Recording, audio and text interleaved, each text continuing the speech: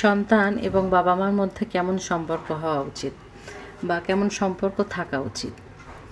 বন্ধুত্ব সুলভ সম্পর্ক, কিন্তু সেই সম্পর্কের মধ্যে দায়িত্ববোধ, হ্যাঁ, ভালো মন্দ বোঝার ক্ষমতা, সে সবগুলি থাকতে হবে। সন্তান যদি ভুল করে তাহলে শাস্তি না দিয়ে তাকে বোঝানো উচিত।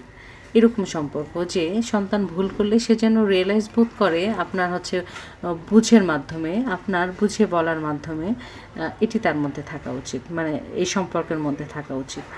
ভালো কোনো কিছু করলে তাকে প্রশংসা করা উচিত, কিছু করতে চাইলে সেখানে উৎসাহ প্রদান করা উচিত। না, হ্যাঁ তুমি পারবে, তুমি চেষ্টা করো, তোমার দ্বারা হবে। প্রতিদিন কিছু কোয়ালিটি টাইম দেওয়া উচিত সন্তানকে। হ্যাঁ, তাতে করে হয় কি যে একটা ভালো বন্ডিং তৈরি হয়। এই জন্য কোয়ালিটি টাইম দেওয়া উচিত। তারপর রেসপেক্ট থাকা উচিত উভয়ের মধ্যে, সন্তান এবং বাবা মার মধ্যে রিলেশনে রেসপেক্ট থাকা উচিত। সন্তান ছোট বলে তাকে অবহেলা করা উচিত না, তাকে ইগনোর করা উচিত না। কিছু কিছু বিষয়ে যেখানে আমরা ইগনোর করব সেগুলি তার সামনে যেন আমরা তুলে না ধরি, এরকম হওয়া উচিত।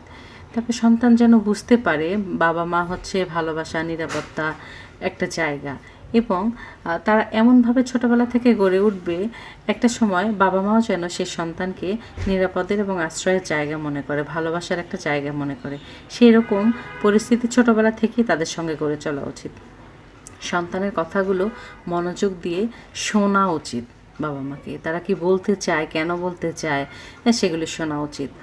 তারপরে মানে বন্ধুর মতো এমন আচরণ করতে হবে সে যেন হচ্ছে ভিতরে কোনো কথা লুকিয়ে না রেখে আপনাকে বলতে চায়, যে বন্ধুর মতো করে বলে যে আমার এটা হয়েছে, আমি ওটা করতে চাই, আজকে আমাকে অমুকে এই কথা বলেছে।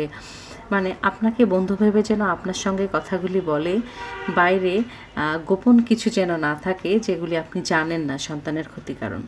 তো ঠিক এরকমই সম্পর্ক হওয়া উচিত সব বাবা মা এবং সন্তানের মধ্যে।